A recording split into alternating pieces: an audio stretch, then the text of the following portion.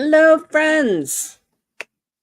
Happy Tuesday. Welcome to another Tough Love Tuesday. This is a hot button topic for me. Hugely hot button topic for me. Stop stopping. Okay. So we all know there's something that we should be doing and we're not. And we don't do it because of external forces. Okay. I can't do the thing because my husband, wife, partner won't let me. Or I can't do the thing because I have to do this other thing first.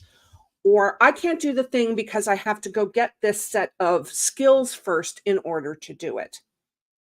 And I'm here to call BS on all of that. I'm here to call BS on the excuses and the self sabotage. Okay. Yes. You know what? I do it too. I do it too.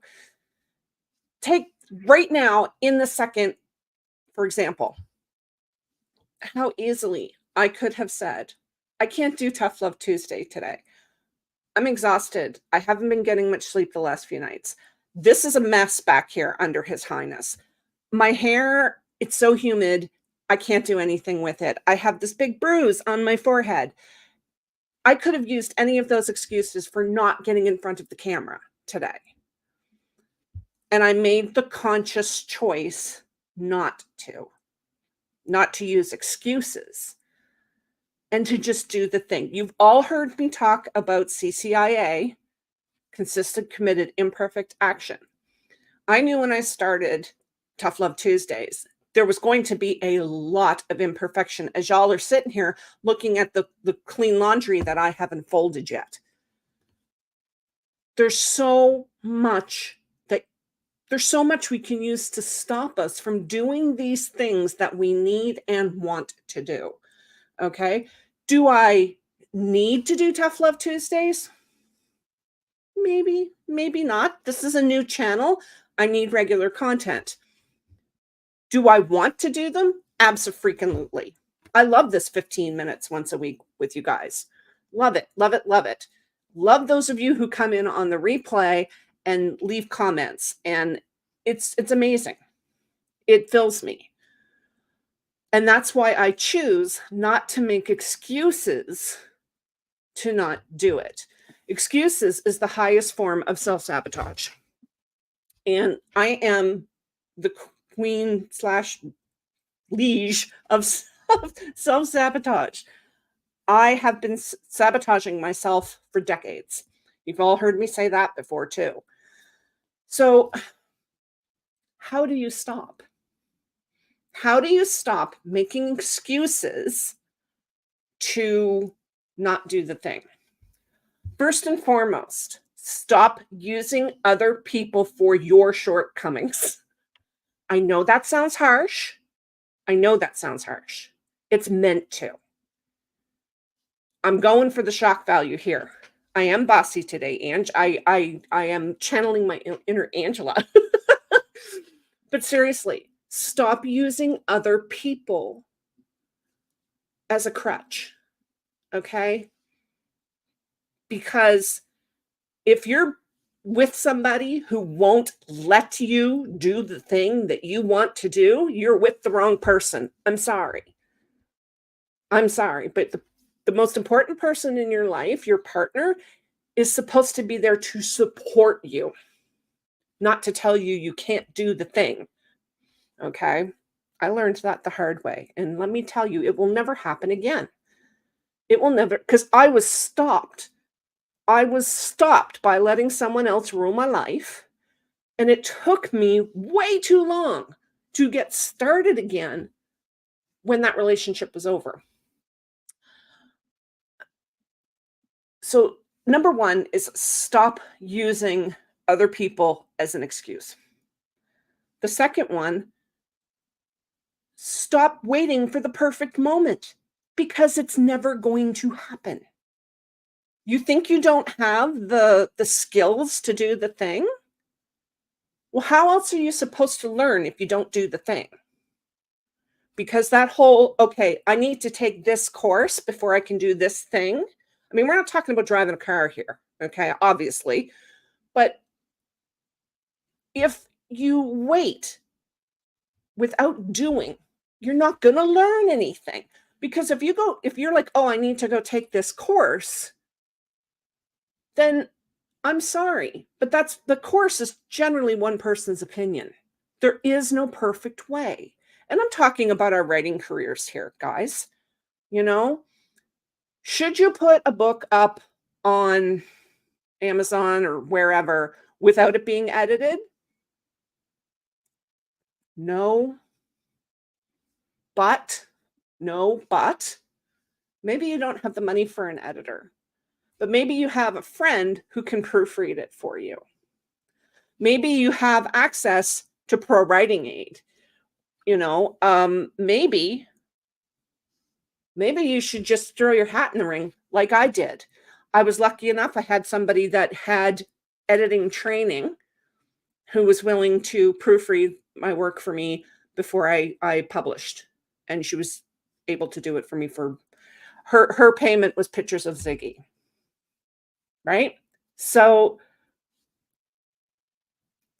me saying I needed this stuff to get edited by a professional editor, I needed to pay money before I could publish it, would have been an excuse.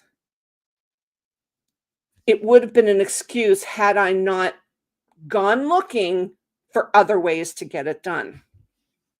This is the thing. We stop ourselves by thinking it's an all or nothing situation. And there is where the sabotage comes in.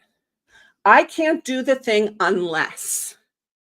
You need to take unless right out of there and figure out why you think you can't do the thing, because it does not have anything to do with what comes after unless. Nothing. Chances are it's up here. Okay? Chances are it's self-doubt.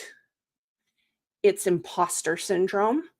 It's some sort of self-esteem issue. That's the big one. I can pretty much guarantee, knowing this community that I do, that 8 times out of 10, it's a self-esteem issue. You just think you're not good enough.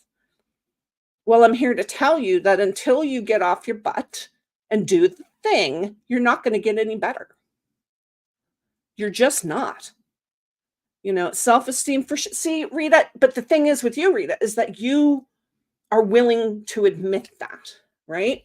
So think about, I know that some of you here and some of you coming in on the replay have heard me talk about my anxiety and what my therapist made me do, about how she made me name my anxiety and take it along with me wherever I went. Be like Rita. Recognize your self-esteem issues and freaking do the thing anyway. Because you're never going to get over your self-esteem issues if you don't work. If you don't do the work, you're not going to get there. And part of doing the work, it's simple exposure therapy. Okay? I am a big fan of exposure therapy because it works for me. It might not work for you guys, but it works for me. Confronting the issue head on is the only thing that gets me through it. Okay? So, for instance, I have a real problem with anxiety in grocery stores, specifically grocery stores. That's a whole other story for another time. But it was easy over the pandemic to avoid grocery shopping. And I kept going with it, with the whole ordering my groceries online and then just going and picking them up. I deal with one person and I adore him. We always have a really good chat while he's loading my groceries into the back of my car. But then we did the grocery store boycott of the grocery store that I regularly shop at. And I had to then get in the car, drive to the grocery store. It was Walmart. I was going to go to Walmart and go in and shop because the Walmart closest to me does not have grocery pickup. And let me tell you, I thought about dropping the boycott. I thought about it to save myself some anxiety. But I was not going to use my anxiety as an excuse to drop the boycott because that was something that was very important to me. So I sucked it up. I found ways to get around it. I put earbuds in. I listened to music while I was shopping. Did I still have anxiety? Absolutely. Was it really bad? Absolutely. Did it stop me in my tracks? No. No. And not because the anxiety wasn't bad enough to stop me in my tracks, because it most certainly was, but I chose not to let it. Now, that works for me. It might not work for anybody else, but it works for me. Yeah, see, Rach, it's helped. Exposure therapy has helped me, and I know lots of people that it has helped. But if it doesn't work for you, I'm not speaking to you, okay? Because you need to do what you need to do to get your anxiety under control. So please don't think that I'm knocking you down, because I am not. But it's things like that that we use as an excuse to stop us from doing the thing. Because it's so much easier to use other people, things, whatever, as scapegoats for us not getting stuff done. And we've had that discussion before, right? About don't use your kids, your spouse, your coworkers, whatever, as an excuse for you to not get the stuff done. Do not make them the scapegoat. Same goes for your anxiety or your depression or your whatever. If it means that much to you, you can do it. You can absolutely do it. It's just not going to be easy. There are no shortcuts to any place worth going, right? I'm looking at it right here on the wall behind my screen. There are no shortcuts to any place worth going. It's going to be hard. I will even go so far as to say it's supposed to be hard, especially when you're talking about something like anxiety and, say, going to the grocery store. It's supposed to be hard. If it was easy, you wouldn't have the anxiety, right? So it's supposed to be hard because it means you're working. You're working at it, right? This is I procrastinate because I think it will take forever when in reality it takes 5 minutes. This is it. This came up just before I jumped on here. I was in a workshop with Modern CEO group, and we were talking about taking back some of our time. Like what can we do to our schedules to free up 10 hours a week, right? And this was a really interesting one for me because I had just managed through my Q3 planning to dial back from 55 hours a week to 45 hours a week. But it was the whole thing of eat the frog. If I have things that need to get done, I am not giving myself the entire week to get it done. I'm giving myself Monday to get it done because that's a focus thing, right? I will focus in on that thing. Like, let's say I need to make updates to the website. I'm getting those done Monday morning because they need to be done for a certain time, which is the weekend. I'm getting it done way ahead of time. No excuses. No, it's going to take too long. It's going to take however long it takes, but it still needs to get done. So just freaking do it. Stop stopping. Stop using excuses, because the whole thing, it'll take forever. It's an excuse because, okay, so what if it takes forever? It still needs to get done, right? How do y'all explain this to people who have no trouble with these things? I don't explain it to them. I don't really feel the need to explain myself. And this isn't, I mean, that's maybe we'll talk about that topic next week about the whole stop explaining yourself to people, Rach. Maybe we can talk about that next week because that is a whole other can of worms. But I don't explain it to people because I just don't feel the need. It's like I say, it's like when I turned 50, somebody flicked a switch and I stopped giving a crap. You know what, Rach? We will next week. We will definitely, let me write that down because I will forget.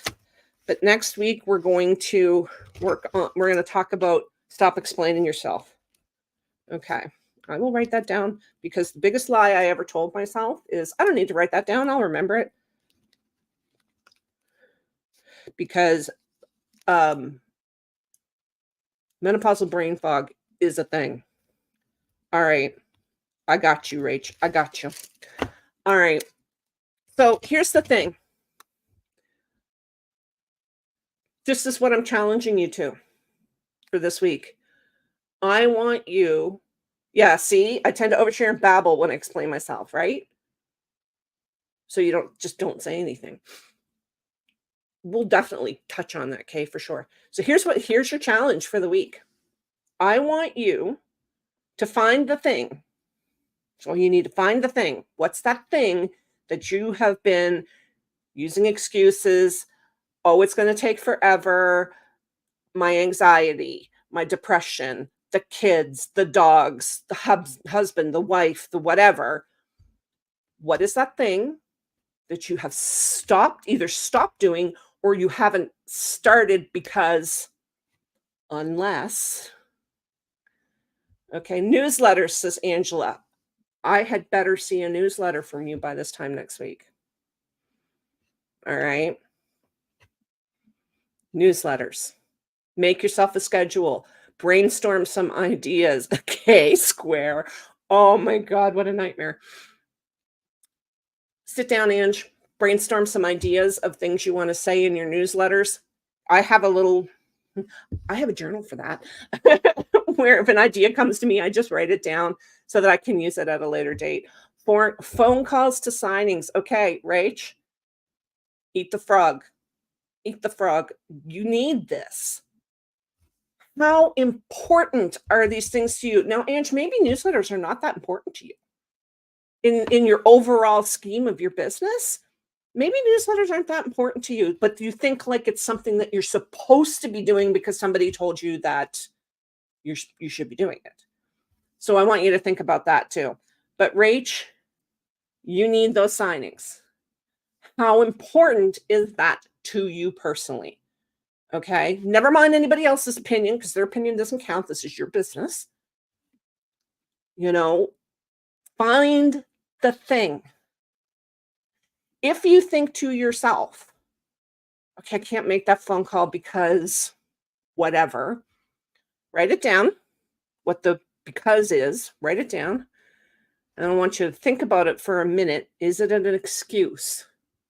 If it's an excuse, I want you to very viciously scratch that thing out, pick up the phone and make the call. Okay? Eat the freaking frog. You guys, you've got this. Nobody's going to come and save you. Nobody's going to come and do it for you.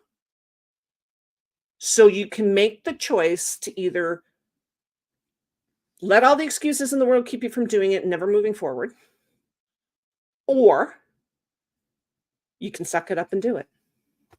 I know that sounds harsh. I know it sounds harsh. It is harsh. But so is the situation, right? So is the situation because you're not moving the needle. You're not moving forward. You're letting anything and everything stop you from doing something that means something to you. To you. Not to anybody else. To you. Okay? This is not about anybody else's expectations. This is about your expectations. I want to see you guys. Exactly, Ange. You can't progress if you don't move. Rachel, this is it. This is it. What's the worst they can do? Say no? Okay, next. Right? You are, yeah, you know what, Case, right? You are rocking it. You are a rock star, Rach. You are a rock star. Make a little script to help you while you're on the phone. Even if it's just a couple of bullet points. These are the things that I need to talk to them about. Okay? If you have been, if it's because of anxiety that you've been letting your anxiety stop you, I want you to take a couple of minutes to plan first before you do the thing. Okay? Take a few minutes to plan. Make those bullet points. Sometimes it's really hard to hear that no. Yeah. You know what? It is hard. Nobody likes to be told no. But the world's not going to grind to a halt because somebody says no. If something doesn't work, you have two options there. One, you can let it destroy everything and forget about whatever the thing is, or you can find another way to make it work. I'm for plan B. I'm for plan B. Find another way to make it work. Okay? Because you know what, you guys? We need this. This is our dreams we're talking about here. This is not, you know, some job that you get paid minimum wage for. These are our dreams. And we are letting ourselves stop us from achieving our dreams. So it's time to quit that. Quit that. Exactly. Exactly. But you're not even right back at the beginning, though. Because you know, I forget who it was that said that. Maybe it was Thomas Edison. I haven't failed. I've successfully found 10,000 ways that don't work. You're not back at the beginning because you'll learn something from the rejection. Think about the people who try to get trad-pubbed. Stephen King has nails on his wall with rejection letters. More than one nail, right? You always learn something from a rejection. But if it's the anxiety that's stopping you, please, please, please take some time to do some planning first, because it's going to, I know, speaking from experience, I am not a therapist, but speaking from experience, it's going to help ease your anxiety when you have to pick up the phone or do the thing. Okay. So got so many rejections before going in these same 2 step forwards and 1 step back isn't a failure. It's a cha-cha. There you go. And even if it's 1 step forward and 2 steps back, if there's a lesson learned, there you go. All right. Listen, get off your butts. Get off your butts. Go get some work done. You guys have got this. I know you do. You know what? Here's the deal. The cost for my advice today is you coming back and putting a comment down below telling me how you did the thing. Okay? That's how you can pay me back. All right? Listen, I love you guys. Love you to death. Now I'm really looking forward to next week because we're going to talk about that whole how to stop explaining yourself. All right? Love you guys to bits. Go take care of yourselves, and we'll see you next week.